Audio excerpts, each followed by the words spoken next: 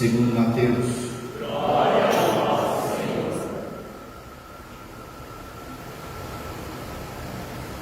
Naquele tempo, Jesus contou esta parábola a seus discípulos. O reino dos céus é como a história do patrão que saiu de madrugada para contratar trabalhadores para a sua vinda. Combinou com os trabalhadores uma moeda de prata por dia e os mandou para a vinda. Às 9h da manhã, o patrão saiu de novo, viu outros que estavam na praça desocupados e lhes disse: ide também vós para a minha vinha, e eu vos pagarei o que for justo. E eles foram. O patrão saiu de novo ao meio-dia, e às 3h da tarde, e fez a mesma coisa. Saindo outra vez pelas 5h da tarde, encontrou outros que estavam na praça, e lhes disse: por que estáis aí o dia inteiro desocupados? Eles responderam: porque ninguém nos contratou. O patrão lhes disse: e de vós também para a minha vinda. Quando chegou a tarde, o patrão disse ao administrador: chama os trabalhadores e paga-lhes uma diária a todos, começando pelos últimos até os primeiros. Vieram os que tinham sido contratados às 5 da tarde, e cada um recebeu uma moeda de prata. Em seguida vieram os que foram contratados primeiro, e pensavam que iam receber mais. Porém, cada um deles também recebeu uma moeda de prata. Ao receber o pagamento, começaram a resmungar contra o patrão. Esses últimos trabalharam a sua hora, e tu os igualasses a nós, que suportamos o cansaço e o calor do dia inteiro. Então o patrão disse a um deles: amigo, eu não fui injusto contigo. Não combinamos uma moeda de prata? Toma o que é teu e volta para a tua casa. Eu quero dar a este que foi contratado por último o mesmo que dei a ti. Por acaso não tenho o direito de fazer o que quero com aquilo que me pertence? Ou estás com inveja porque estou sendo bom? Assim, os últimos serão os primeiros, e os primeiros serão os últimos. Palavra da salvação. Glória a vós, Senhor.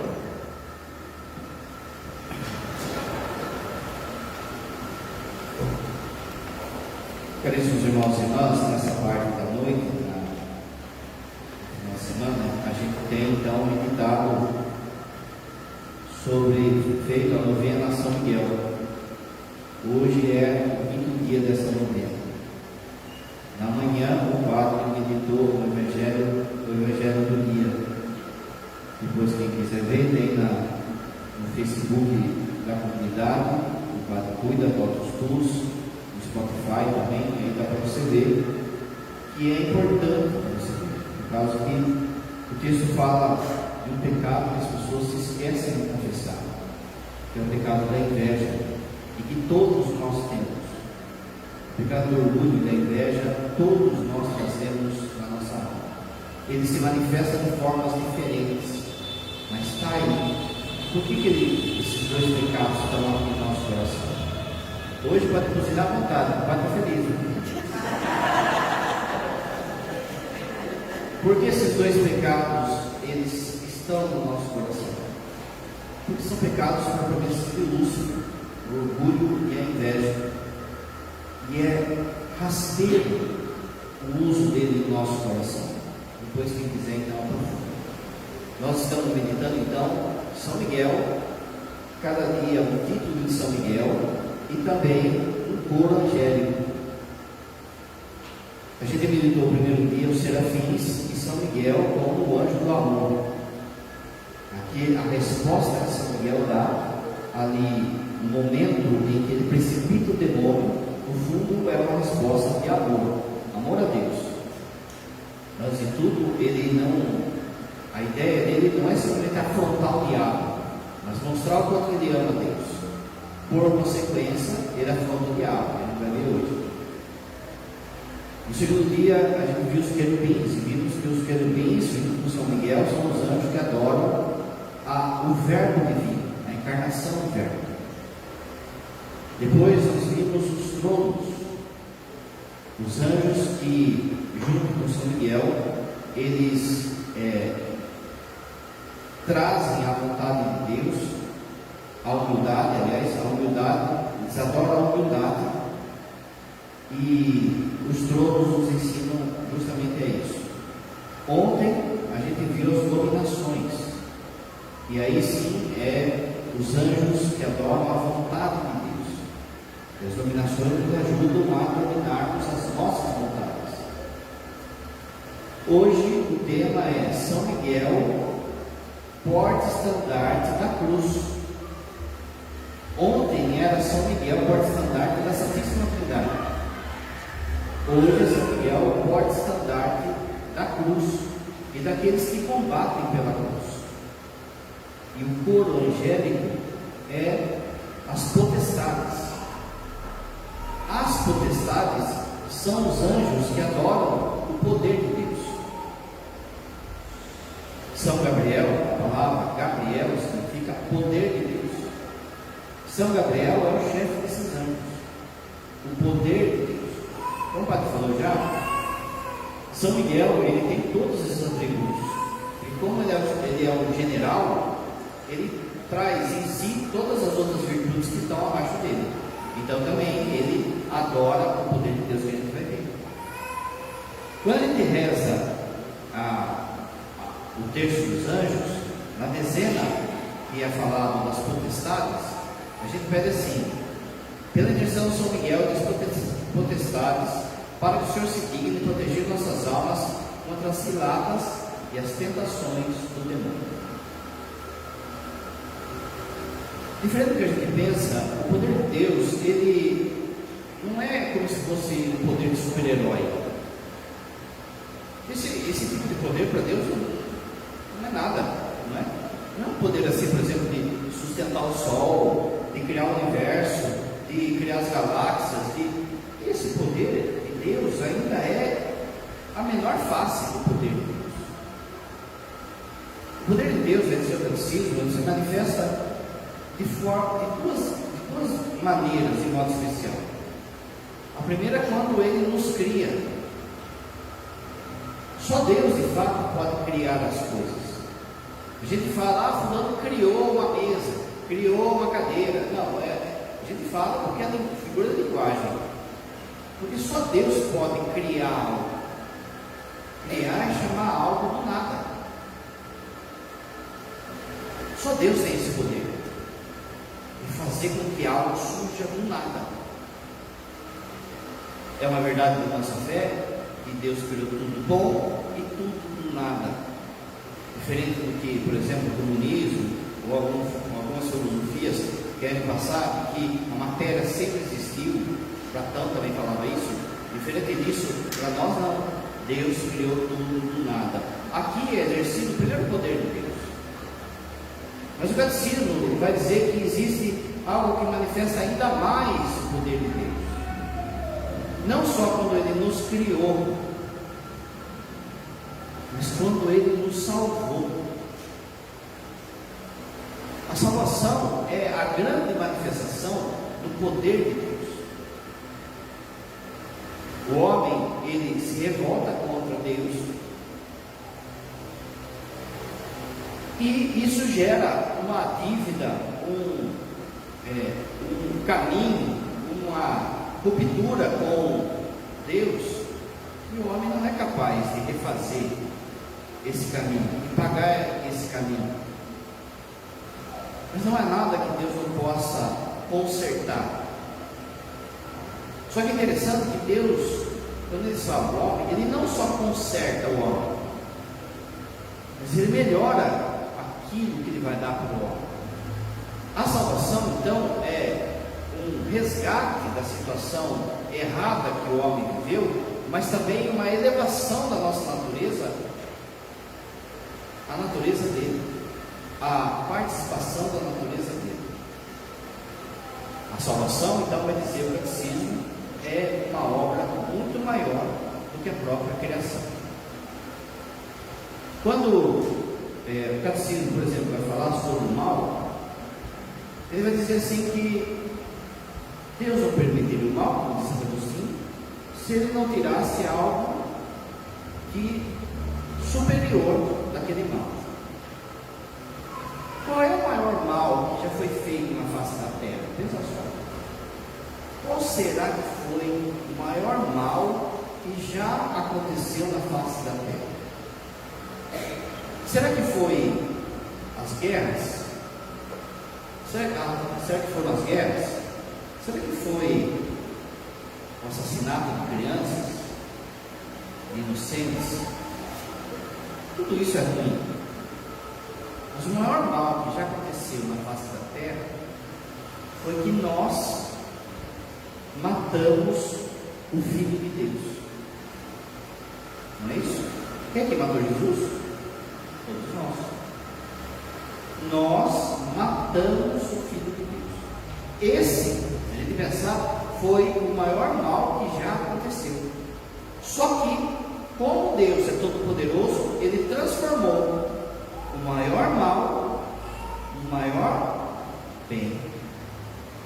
Ele transformou esse mal que nós temos matado, o Filho de Deus, Ele transformou isso em salvação, de forma que a cruz não é sinal de derrota, mas é sinal de vitória e de poder de Deus.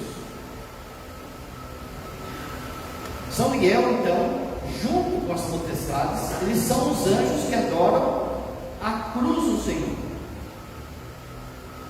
Os anjos que têm profunda adoração à cruz de Jesus, ao meio que Deus salvou a humanidade.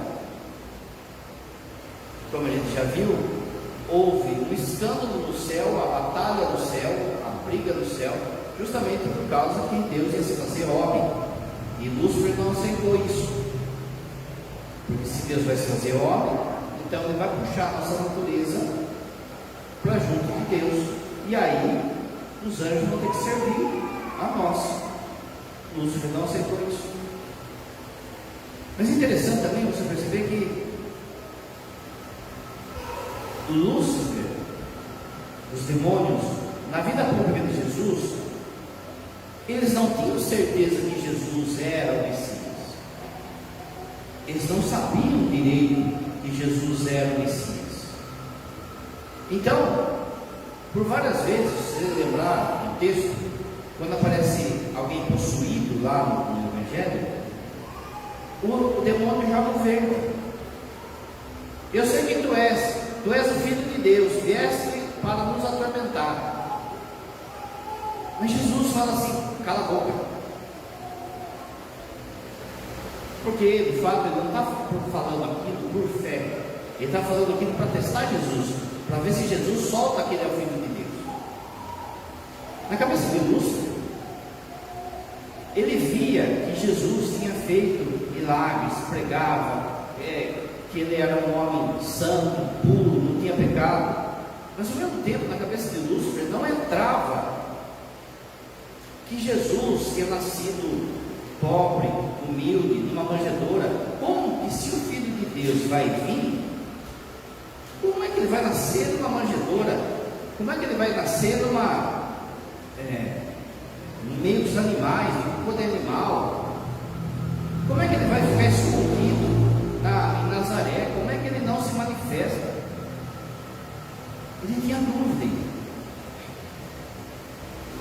O pacto que no fundo ele coloca na cabeça de Judas,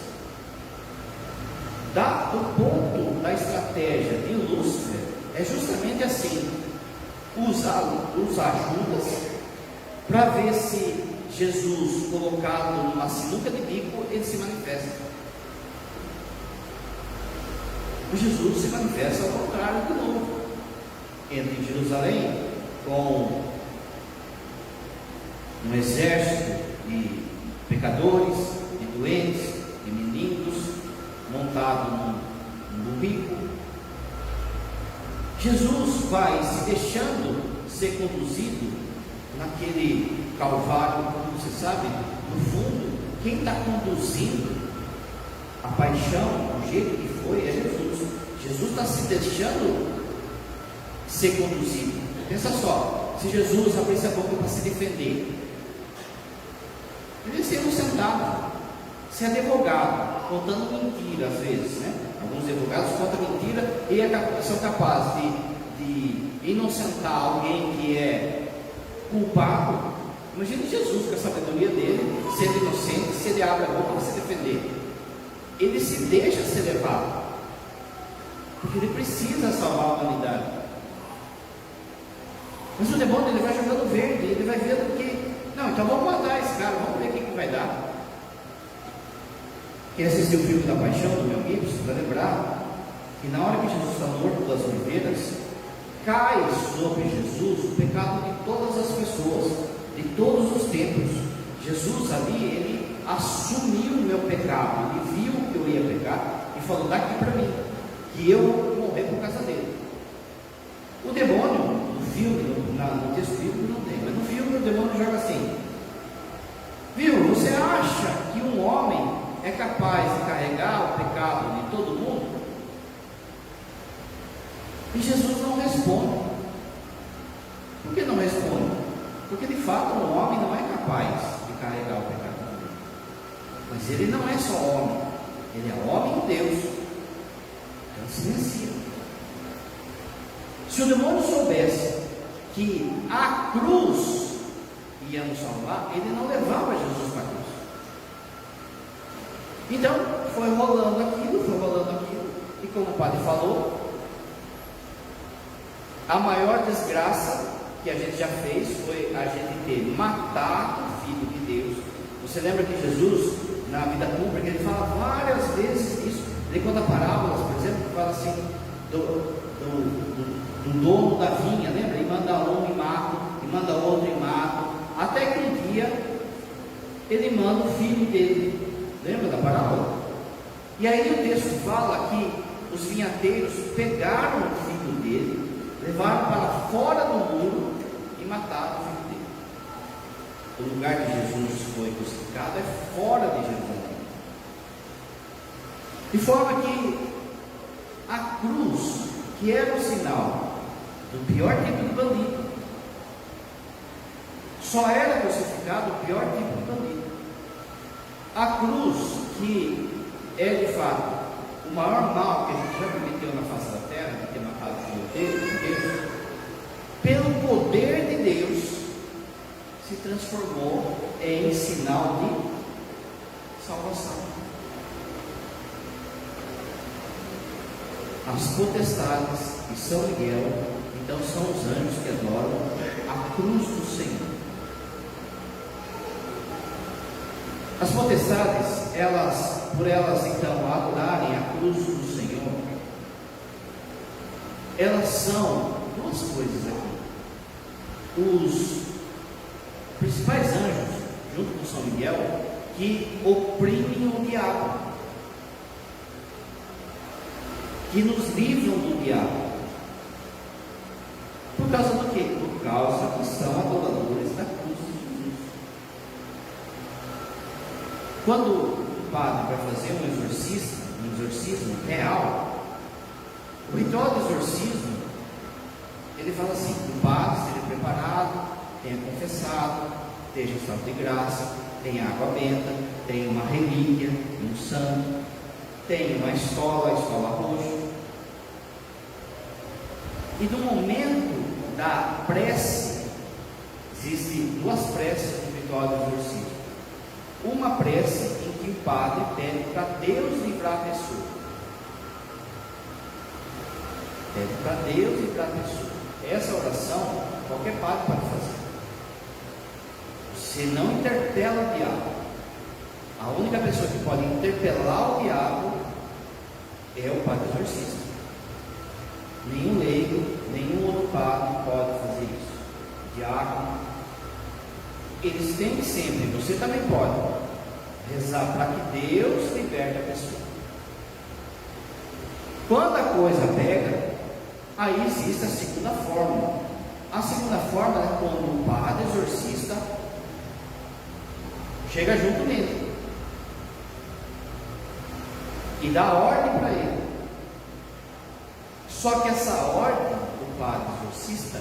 Não é uma ordem aérea, do tipo que a gente vê aí em televisão, sabe? A turminha falando assim, em nome de Jesus, e aí a pessoa fica lá, roncando, rosnando, soltando gases, achando que está com o demônio.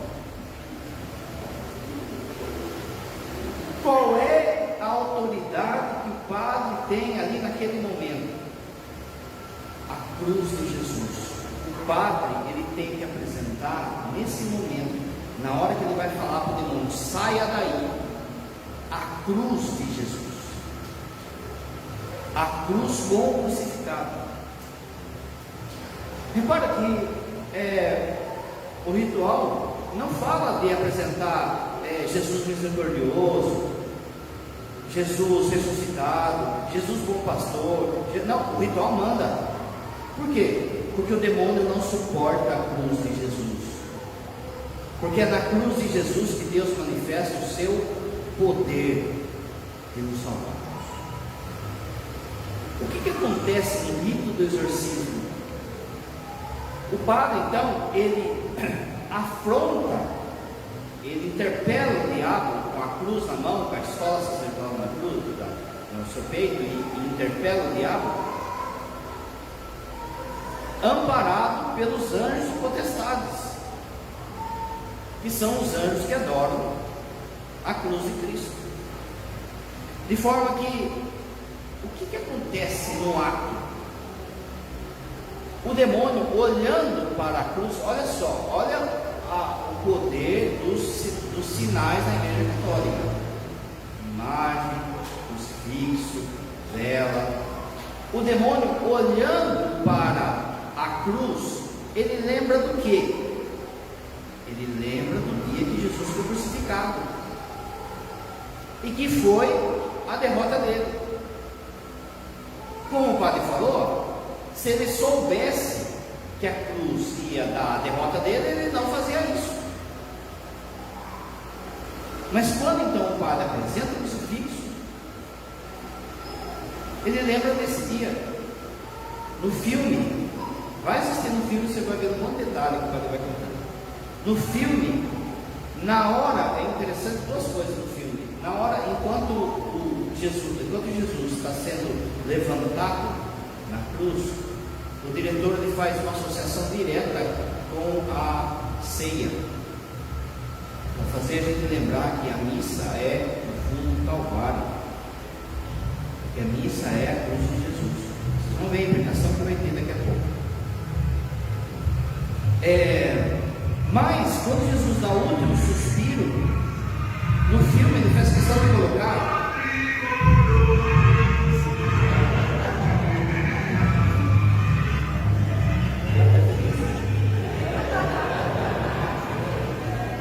quase morri. No filme ele coloca o demônio bem no quinto dos infernos, dando um grito. Ele perdeu.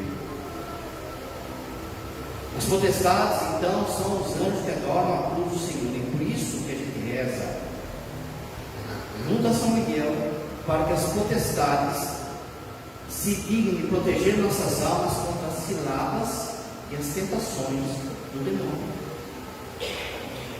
É a cruz de Cristo que nos exorciza. Quando todos os santos falam isso, quando você estiver muito tentado, o que você tem que fazer? O sinal da cruz. Se esses anjos, então, as potestades, são esses anjos que são o poder da cruz, qual é o lugar que se manifesta o poder da cruz na nossa história? Na missa. Na missa tudo é cruz. Você começa a missa, sinal da cruz. Você termina a missa fazendo o sinal da cruz. Na missa tem que ter a cruz no altar, tem que ter a cruz processional. Aqui o certo seria ter a cruz do Senhor. Entrou uma teologia errada nos dias de hoje e tiraram a cruz daqui. Mas o certo é a cruz de Cristo, mesmo que fosse São Francisco, no centro tem que estar a Às vezes a gente vai também em igrejas que está lá o Santo Antônio, que está lá a Nossa Senhora, que está lá no alto, no maior lugar de destaque. No maior lugar de destaque tem que estar a cruz de Jesus. Não é ressuscitado, não é transfigurado, não é, enfim. Tudo é cruz. Porque a missa é a cruz, é o Calvário, é o sacrifício. De modo que, quem que é o homem da missa por excelência? É o padre. É por isso que as potestades são os anjos, que são os fruta dos padres. Para defender os padres, não só nessa coisa do exorcismo que o padre falou, mas para defender os padres, para que eles possam celebrar e apresentar a cruz de Cristo para o povo, o sacrifício de Cristo para o povo. E é por isso que a tradição da igreja, o Padre Pio falava assim, que quando a pessoa é ordenada, o padre ganha mais um anjo da guarda. Não é que é um anjo da guarda, é um anjo que protege o seu sacerdócio. Se o anjo da guarda do Padre está desde criancinha lá com ele, acompanhando as traquinagens do padre. Mas existe um anjo que eu ganhei no dia 31 de maio de 2013 para proteger o meu sacerdócio. Esse anjo, ele é uma potestade, ele é um poder. E é por isso que às vezes, veja, a gente não percebe o poder que atravessa, que passa, por exemplo, da vida do padre. Quantas e quantas pessoas que são libertas, que são curadas, que são, não é porque a gente é o Padre Pio ou o fulano é Padre Pio, não é nada disso, é por causa do sacerdócio. Basta simplesmente o padre vir fazer o sinal da cruz para uma pessoa, a pessoa já sai aliviada, a pessoa já sai curada, a pessoa recebe uma graça, e a gente mesmo nem tem noção. Lá no Sagrado Coração de Jesus, outro dia, a mulher chegou e falou assim: padre, a minha menina foi curada de um câncer na cabeça, de um tumor na cabeça. Eu queria agradecer ao senhor por ter rezado por mim que minha vida. Eu nem lembro. Não foi eu. O sinal da cruz, a oração do padre. Mas presta atenção. Isso é tão importante assim, a cruz. O padre, é lógico que o demônio vai querer derrubar o padre. Aí entra o escudo, o estandarte, que é o povo, a oração do povo pelo padre. Mas a segunda coisa também é você saber que você é o maior exorcista da sua vida, desde que você carregue em você as marcas do crucificado. A segunda leitura, olha, se o padre pudesse falar, uma segunda leitura, uma coisa para chorar, cara. Cristo, São Paulo estava preso, estava vendo que ia morrer. Cristo vai ser glorificado no meu corpo, seja pela minha vida ou seja pela minha morte. Pois para mim o viver é Cristo e o morrer é lucro. Olha que coisa. Ele está vendo que a vida dele está terminando. Só que ele quer ir para o céu. Mas ele percebe que o povo precisa dele. Entretanto, se eu viver na carne significa que o meu trabalho será frutuoso, nesse caso eu não sei o que eu escolher. Porque eu quero ir lá. Olha aqui. Sinto-me atraído pelos dois lados. Tenho o desejo de partir e estar com Jesus. O que para mim de longe é o melhor. Mas para vós é necessário, olha o sacerdócio de Paulo, mas para vós é necessário que eu fique mais um pouco, que eu continue minha vida nesse mundo. Então, só uma coisa importa, olha que bonito, viver à altura do Evangelho de Jesus. Se você traz a marca, como São Paulo, o crucificado em você, olha para Deus. Se você traz o crucifixo, que é importante você ter, é mais importante do que a medalha de Nossa Senhora das Graças, o escapulário, tudo isso você pode ter. Mas acima de tudo, você tem que ter o crucifixo sempre perto de você. Na casa, no carro, no pescoço, no bolso, enfim. Crucifixo sempre.